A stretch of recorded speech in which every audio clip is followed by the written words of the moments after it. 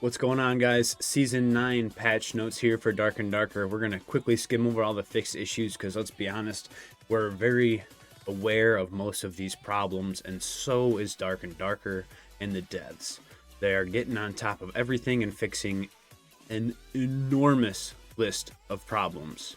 But more importantly, we want the updates. So let's crack straight into it.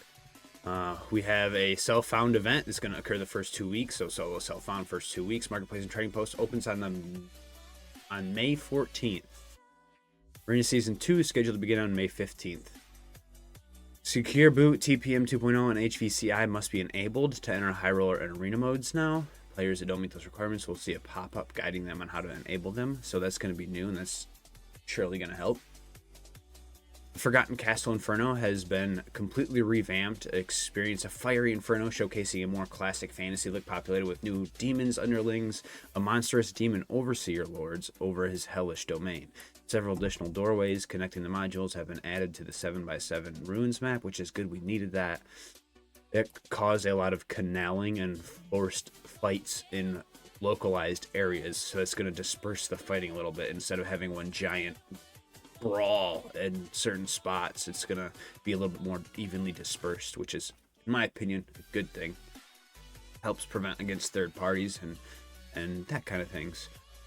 The Goblin Cave is now separated by floor names, and the dungeon campaign name has been updated to the Ashen Range. That's interesting. An in-game ping communication system, we've seen that in the video. That's very nice. A party finder system has been added. That's amazing. Create your own custom party or browse the party list to recruit like-minded adventurers. That's huge. They needed that. The Discord's great if you have mics and stuff, but a lot of people don't have mics, and that's great for them. The adventure rank system has been overhauled. Basically, play on any mode except arena and make progress up to demigod. That's amazing, especially for the competitive gamers that we have. There's a lot of PvE gamers. They need this. They deserve a chance to be able to go up and get those prizes as well. In my, so that's awesome. Adventure points are now accumulated at the account level instead of per character. I love that. Remove the rank cap for earning adventure points for the normal PvE modes. Players can now earn adventure points up to demigod rank in these modes. We just read that already. Players can now earn adventure points through the Squire Royal mode up to demigod. Updated the amount of adventure points required for each rank and added 50% adventure point boost for high roller mode. Good. Cosmetic rewards for achieving ranks, Pathfinder, and higher still require legendary account status to unlock. Square to Riches mode has been updated to the Squire Royal mode. Square Royal mode is a quick access PvP battle mode where everyone starts out even on even footing, ready up and quickly jump into the game with quick purchase option for basic healing supplies and convenient stash and go option. That is awesome. Race to gear up. Rush your opponents to be the last ones to make it out of the dungeons alive. Juiced up loot for this mode with a chance to pull an artifact by defeating the Demon Overseer or from the Skull Key Horde in the Inferno. Item extraction is possible via the express bin between floors or by escaping through the final portal in the Inferno. The boss for the ruins will always appear, while other bosses on deeper floors will spawn at random. Bosses in this mode do not drop any hunting loot. Improved several animations for blocked and canceled attacks. Sounds are now occluded based on whether doors are open or closed. That's good. The intensity of landing sounds now varies based on the height of the drop. Ooh, that's cool. Intensity destructible objects now produce sounds to indicate damage taken. The option to allow whispers from all players has been re-added. Potions no longer overlap each other on the utility belt. An additional default character slot has been added for Squire accounts, allowing up to 2 characters to be created. Legendary accounts also receive an additional character slot. Increase the amount of stashes you can unlock. That's good. From 4 to 5. Increase the amount of shared stashes given to legendary status accounts. Ooh, 1 to 2. The position of the training tab and the perks and skills tab within the skills tab have been swapped. The number of default potions and bandages provided to squares has increased from 2 to 3. 500 gold coins have been added to the welcome delivery parcel provided at the start of this season. Cool. All items, including hunting loot, equipment, and other types, can now be sold to any merchant. Regardless of category, the collector will purchase equipment items and the other merchants will purchase trinkets. Merchants and quests have been streamlined for player convenience. The treasurer has been merged into Tavern Master. The Tavern Master now handles the sales of gold containers and exchanging silver coins into gold. The diamond to gem exchange feature has been removed. The Surgeon and the Fortune Teller have been merged into Alchemist. The Alchemist now sells bandages, normally affinity 50, uncommon. Normal affinity 50, uncommon 100. Lucky potions, healing potions, normal affinity 75, uncommon 125, and magical items, crystal ball, crystal sword, magic staff, etc. The quick fill feature when selling has been improved so that currency and hunting loot are no longer automatically included. Updated the workshop functionality and fees. The workshop's enhanced service can now only service items that are found by the character. That's wild. The material fees required for each workshop service has been dramatically reduced. Service descriptions and requirement texts have been added. Added portrait frame cosmetics based on your arena rank. Added several new cosmetics and the return of fan favorites to the shop. The Season 9 DLC pack has been released that includes the following: the new Inferno Lobby skin, permanent. 2 red stones, permanent until used.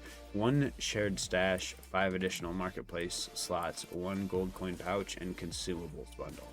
The Twitch Drops campaign is scheduled to run from May 1st to May 21st. I'll be on top of that, so if you guys want your drops, pull up on my Twitch.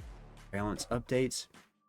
Number of random, so these are a lot of big balance updates, dude. Number of random escape portals per game mode has been slightly decreased. The speed of raising a weapon into a guard stance has been changed to match that of a shield.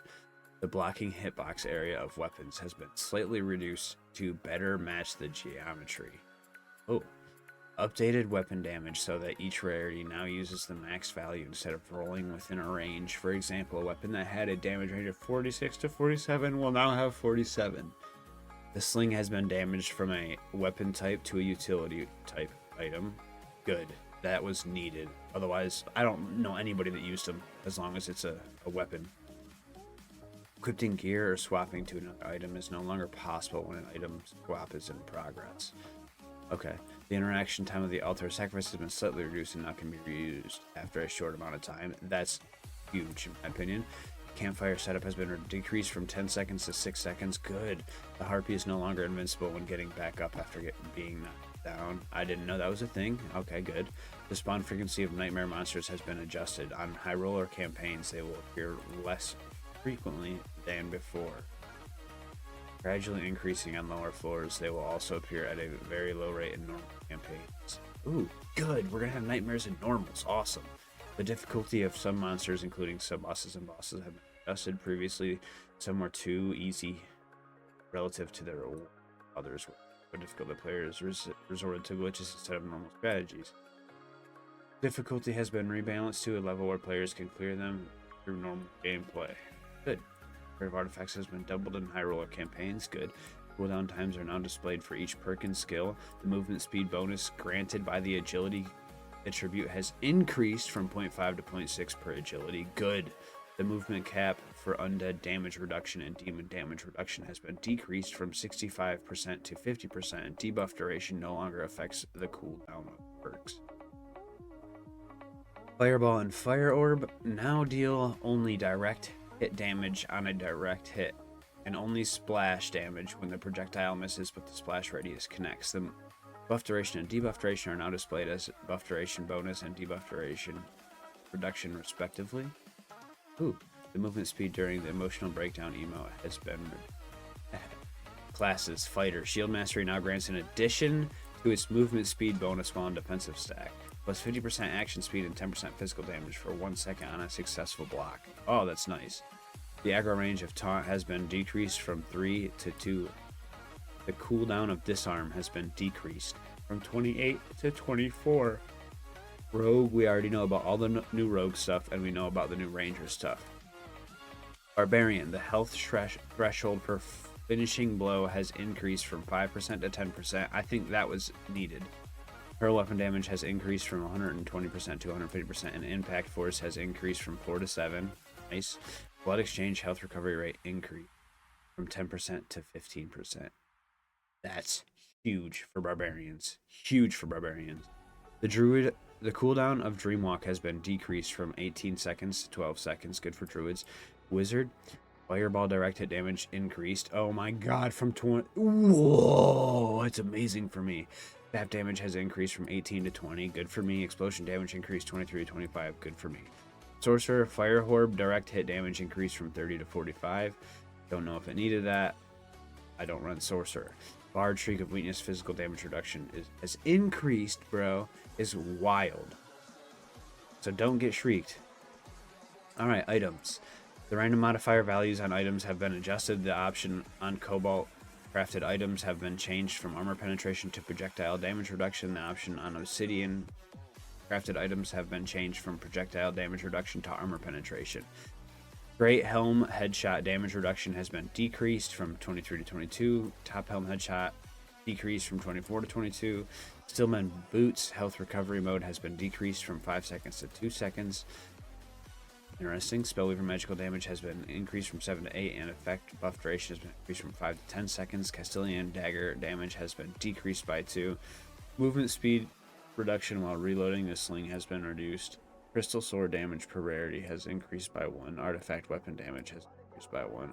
Quarterstaff armor penetration has decreased from 10% to 5%, and weapon damage has been decreased by 1. Club armor penetration has been decreased from 10% to 5%, and weapon damage has been decreased by 1. Developer comments. Welcome to Early Access 9. All characters, levels, items, stashes, inventory, blah blah blah is reset. This season brings several large new features. Facing Inferno, the gates of hell have opened wide with revamped Inferno and our classic fantasy world of fire and brimstone plagued by a new demonic horde. Face the embodiment of malice as the foreboding demon overseer looks to seal your ultimate fate. New perks and skills for the rogue and ranger. We know about that. New party. We already read about all this. All right, ladies and gentlemen, I hope these notes helped you. If they did, like for the video and subscribe for more content. I'll catch you guys live, right? 5 minutes. Crazy. See you then.